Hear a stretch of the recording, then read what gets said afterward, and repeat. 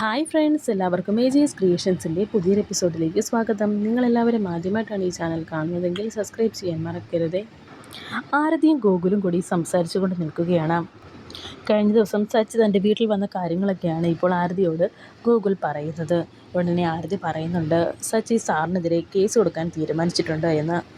Sir പറയുന്നതൊക്കെ എനിക്ക് മനസ്സിലാകും, സാറിൻ്റെ അവസ്ഥ എനിക്കറിയാം, പക്ഷേ സച്ചിയുടെ കാര്യം കൂടി മനസ്സിലാക്കണം എന്ന് ആരതി പറയുന്നുണ്ട്. അയാളെല്ലാം സമ്മതിച്ചതല്ലേ എന്ന് ഗൂഗിൾ ചോദിക്കുന്നു.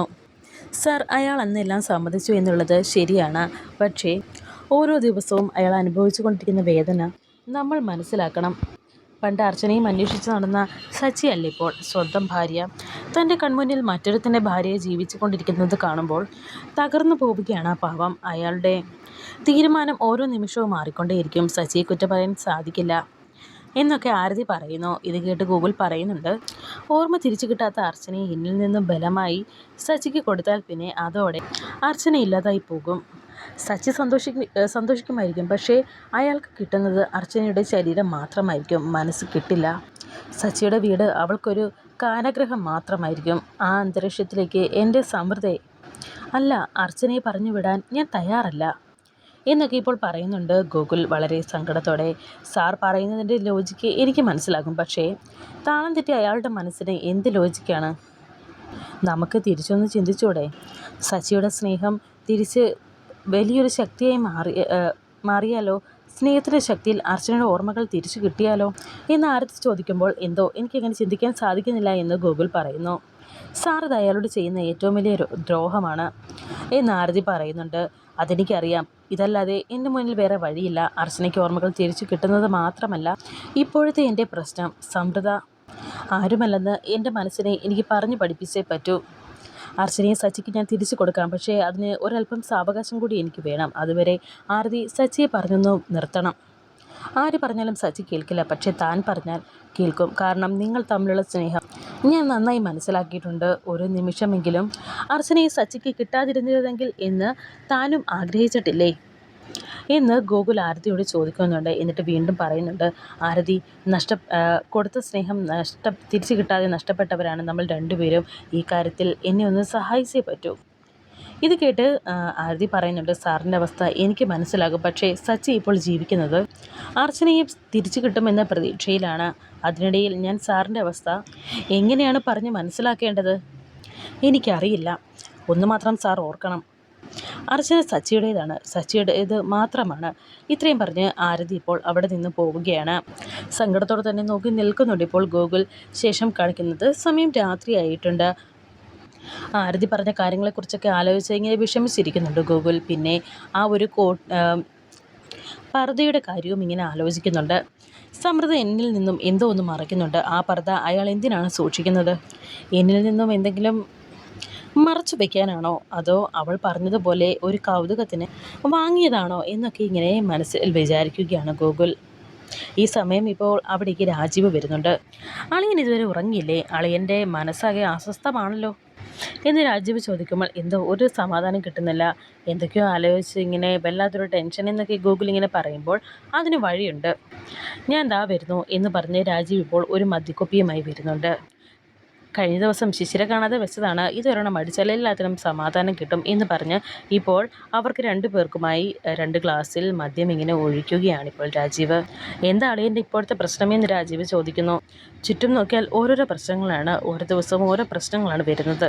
ഇതിപ്പോൾ ഓരോ ദിവസവും എനിക്ക് ജീവപര്യന്തം പോലെയാണ് എന്നൊക്കെ ഗോകുൽ ഇങ്ങനെ പറയുമ്പോൾ അളിയൻ ഇനി ഒന്നും ആലോചിക്കേണ്ട, ഇതങ്ങോട്ട് അടിച്ചേ എന്ന് പറയുകയാണ് ഇപ്പോൾ രാജീവ്. ഉടനെ ഗൂഗിൾ പറയുന്നുണ്ട്, ഇതിനിടയിൽ എന്നെ പേടിപ്പെടുത്തുന്ന മറ്റു ചില കൺഫ്യൂഷൻസ് ഉണ്ട് എന്നിങ്ങനെ ഗൂഗിൾ പറയുന്നു. അതെന്താണ് എന്ന് രാജീവ് ചോദിക്കുമ്പോൾ ഒരു പർദ്ദയാണ് എന്നിങ്ങനെ ഗൂഗിൾ പറയുന്നു. പർദ്ദയോ എന്നിങ്ങനെ രാജീവ് ചോദിക്കുന്നു. ഉടനെ അപ്പോൾ ആ സംഭവങ്ങളൊക്കെ ഇങ്ങനെ പർദ്ദയുടെ കാര്യങ്ങളൊക്കെ ഇങ്ങനെ പറയുന്നുണ്ട് ഇപ്പോൾ ഗൂഗിൾ രാജീവിനോട്. ഇത് കേട്ട് രാജീവ് ഇപ്പോൾ മനസ്സിൽ വിചാരിക്കുന്നുണ്ട്, അർച്ചനയ്ക്ക് ഓർമ്മ തിരിച്ചു കിട്ടുമോ എന്ന് അളിയന് സംശയമുണ്ട്.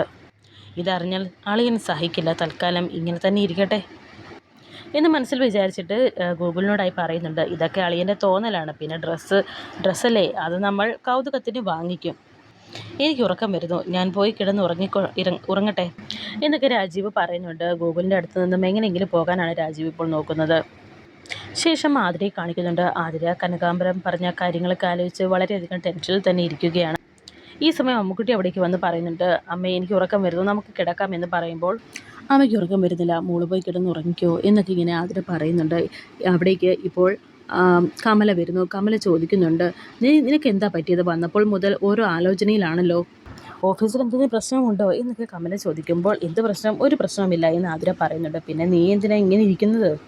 പോയി കിടക്കുക എന്നൊക്കെ ഇങ്ങനെ പറയുന്നുണ്ട് കമല. അങ്ങനെ കമല എവിടെ നിന്ന് പോകുന്നു. അങ്ങനെ അമ്മുക്കുട്ടി കിടക്കാനായി ഒരുങ്ങുകയാണ്. അമ്മുക്കുട്ടി ആതിരയും വിളിക്കുന്നുണ്ട്, വാ അമ്മയ്ക്ക് കിടക്കാം എന്ന് പറഞ്ഞ് അങ്ങനെ അമ്മുക്കുട്ടിയുടെ കൂടെ ആതിരയും കിടക്കുന്നുണ്ട്. എന്നാൽ ആതിരയുടെ ഉള്ളിൽ മുഴുവൻ ടെൻഷനാണ്. ടെൻഷനോടെ കരയുന്നുണ്ട് ഇപ്പോൾ ആതിര. അങ്ങനെ പിറ്റേ ദിവസം രാവിലെ ആയിട്ടുണ്ട്. സച്ചി കുട്ടികളെയും കൊണ്ട് സ്കൂളിലേക്ക് വന്നിരിക്കുകയാണ്. കുട്ടികൾ ടാറ്റയൊക്കെ പറഞ്ഞ് പോകുന്നുണ്ട്. ഈ സമയം കുറച്ചങ്ങോട്ട് മാറി ചിപ്പി നിൽക്കുന്നുണ്ടായിരുന്നു. ചിപ്പി സച്ചിയെ കാണുന്നുണ്ട്. ആ സമയത്ത് തന്നെയാണ് ഇപ്പോൾ ഗൗരിമോൾ അതുവഴി നടന്നു പോകുന്നത്. ഗൗരിയെ കണ്ട് സച്ചി ഗൗരിമോളെ എന്ന് വിളിക്കുന്നു. എന്താ സച്ചിങ്ങളെ എന്ന് ഗൗരി ചോദിക്കുന്നുണ്ട്. സച്ചി ഇപ്പോൾ ഓടി ഗൗരിയുടെ അടുത്തേക്ക് ചെന്നിരിക്കുകയാണ്. മോളെ എന്ന് പറഞ്ഞ് വളരെയധികം സ്നേഹത്തോടെ തന്നെ ഗൗരിമോളുടെ കവളിൽ ഇങ്ങനെ പിടിക്കുകയാണ് സച്ചി. എൻ്റെ മോളുടെ ഞാനാണ് അവളുടെ അച്ഛനെന്ന് എങ്ങനെയാണ് പറയുന്നത്, എന്ന സത്യം ഞാൻ എങ്ങനെയാണ് പറയുന്നത് എന്നൊക്കെ ഇങ്ങനെ മനസ്സിൽ ആലോചിച്ച് നിൽക്കുന്നുണ്ട് സച്ചി. അങ്ങനെ ഇപ്പോൾ സച്ചി ഗൗരി മോൾക്ക് ചോക്ലേറ്റ് ഒക്കെ കൊടുക്കുന്നുണ്ട്. ഇത് വാങ്ങിക്കോളാനും പറയുന്നു. എൻ്റെ പൊന്നുമോളെ എന്ന് പറഞ്ഞ് ഇപ്പോൾ സച്ചി ഗൗരിയെ കെട്ടിപ്പിടിക്കുന്നുണ്ട്. ഇതെല്ലാം ചിപ്പി അവിടെ നിന്ന് കാണുന്നുണ്ട്. അത് ചിപ്പിക്ക് ഇതൊന്നും തന്നെ ഇഷ്ടപ്പെടുന്നുണ്ടായിരുന്നില്ല.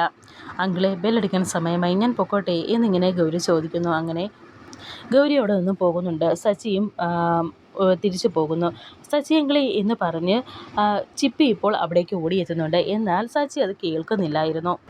ചിപ്പി പിന്നാലെ ഓടി വീണ്ടും ചെല്ലുന്നുണ്ട്. എന്നാൽ കാറും എടുത്ത് സച്ചി പോവുകയാണ്. ഇത് കണ്ട് ആകെ വിഷമിച്ച് നിൽക്കുന്നുണ്ട് ചിപ്പി.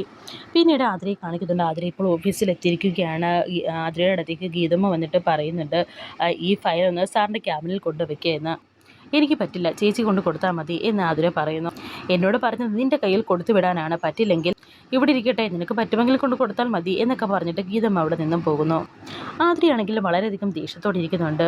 ആ കനകാംബരത്തിൻ്റെ മുന്നിലേക്ക് ചെല്ലുന്ന കാര്യം ഓർത്തിട്ട് തന്നെ ഇപ്പോൾ ദേഷ്യത്തിലാണ് ആതിര. എന്നിട്ടും ഇപ്പോൾ അവിടേക്ക് ആ ഫയലുമായി പോയിരിക്കുകയാണ്. ഈ സമയം കനകാംബരനാണെങ്കിൽ ആതിരയുടെ ആ ഒരു പരസ്യ ചിത്രം ഇങ്ങനെ നോക്കിക്കൊണ്ടിരിക്കുകയായിരുന്നു. സാർ, എനിക്കൊരു കാര്യം പറയാനുണ്ട് എന്ന് ആതിര കനകാംബരനോട് പറയുന്നുണ്ട്. ആതിരയ്ക്ക് എന്ത് വേണമെങ്കിലും എന്നോട് പറയാം എന്ന് കനകാംബരൻ പറയുമ്പോൾ, ദയവ് ചെയ്ത് എന്നെ ഉപദ്രവിക്കരുത് എന്ന് ആതിര പറയുമ്പോൾ, ഞാൻ ഈ ചെയ്യുന്നത് ഉപദ്രവമാണെന്ന് മോൾക്ക് വെറുതെ തോന്നുന്നതാണ് എന്ന് പറഞ്ഞ് കനകാംബരൻ ഇപ്പോൾ കുറച്ച് പണം എടുത്ത് ആതിരയ്ക്ക് കൊടുക്കുന്നുണ്ട്. ഇത് 1,00,000 രൂപയാണ്, മോള് പരസ്യത്തിൽ അഭിനയിച്ചതിൻ്റെ പ്രതിഫലമാണ് ഈ പണം എന്ന് പറഞ്ഞാണ് ഇപ്പോൾ കനകാംബരം ആ പൈസ ആതിരയ്ക്ക് കൊടുക്കുന്നത്. അങ്ങനെ ഇപ്പോൾ കനകാംബരം ആ പൈസ കൊടുക്കുമ്പോൾ, സാർ എനിക്ക് ഈ പണം വേണ്ട എന്ന് ആതിര പറയുന്നുണ്ട്. ആതിര അങ്ങനെ പറയരുത്, ഞാൻ അത്രയ്ക്ക് ആഗ്രഹിച്ചു പോയി എന്ന് കനകാംബരൻ പറയുമ്പോൾ, നിങ്ങളെന്നെ ചതിക്കുകയായിരുന്നോ എന്ന് ആതിര ചോദിക്കുന്നു. ഇതിലെന്ത് ചതി? നിനക്ക് ഞാൻ എന്ത് വേണമെങ്കിലും തരാം. നമുക്ക് ഒരുമിക്കാൻ ഒരു മുഹൂർത്തവും സ്ഥലവും ഞാൻ കണ്ടുപിടിച്ചിട്ടുണ്ട്. നാളെ രാവിലെ 11 മണിക്ക് ഒരു ഹോട്ടലിലെത്തണം എന്നൊക്കെ പറഞ്ഞ് ഹോട്ടലിൻ്റെ പേരൊക്കെ പറയുകയാണ് ഇപ്പോൾ കനകാംബരൻ.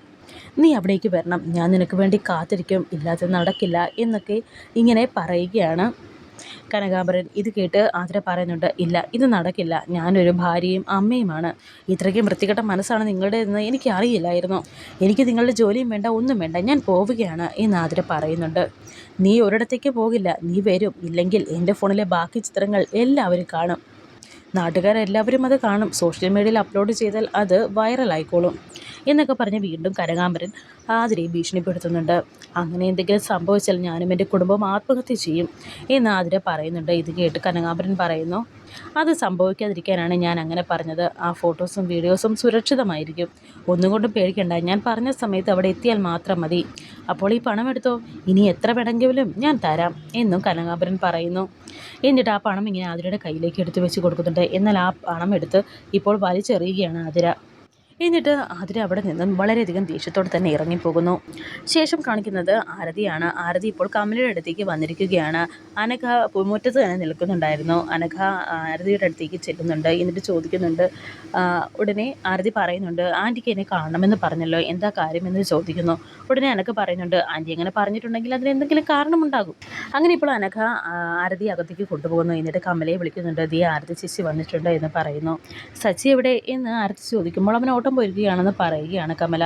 അങ്ങനെ ഇപ്പോൾ ആരതിക്ക് എന്തെങ്കിലും കുടിക്കാൻ എടുത്തിട്ട് വാ എന്ന് പറഞ്ഞ് അനഘ അവിടെ നിന്നും പറഞ്ഞു വിടുന്നുണ്ട്. അങ്ങനെ ഇപ്പോൾ കമല ആരതിയോട് സംസാരിക്കുന്നുണ്ട്. സച്ചിയില്ലാത്ത സമയത്തെ എനിക്ക് മോളോട് എന്തെങ്കിലും സംസാരിക്കാൻ പറ്റുമോ, അതുകൊണ്ടാണ് ഇപ്പോൾ വരാൻ പറഞ്ഞത് എന്ന് കമല പറയുമ്പോൾ, എന്താ ആൻറ്റി എന്തെങ്കിലും രഹസ്യമാണോ എന്നിങ്ങനെ ആരതി ചോദിക്കുമ്പോൾ കമല പറയുന്നുണ്ട്, അവനിതറിഞ്ഞാൽ വലിയ പ്രശ്നമുണ്ടാക്കും. നിനക്ക് മാത്രമേ അമ്മ പറയുന്നത് എന്താണെന്ന് മനസ്സിലാക്കൂ.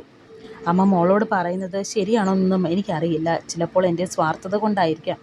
സച്ചിയുടെ കാര്യം മോൾക്കറിയാമല്ലോ. അവൻ വിചാരിക്കുന്നത് അച്ചുമോൾ ഇപ്പോഴും തിരിച്ചു വരുമെന്ന് തന്നെയാണ്. പക്ഷേ എനിക്ക് ആ പ്രതീക്ഷ നഷ്ടപ്പെട്ടു. വളച്ചുകെട്ടില്ലാതെ ഞാനൊരു കാര്യം ചോദിക്കാം. സച്ചിയുടെ ജീവിതത്തിൽ എന്തെങ്കിലും ഒരു വെളിച്ചം കൊടുക്കാൻ സാധിക്കുമെങ്കിൽ അത് മോൾക്ക് മാത്രമേ കഴിയൂ എന്ന് കമല ആരതിയോട് പറയുന്നു. ഇത് കേട്ട് ഒരു ഞെട്ടലോടെ തന്നെ നിൽക്കുന്നുണ്ട് ഇപ്പോൾ ആരതി. വരാനിരിക്കുന്ന പുതിയ എപ്പിസോഡുകളുമായി വീണ്ടും കാണാം. Thank you for watching.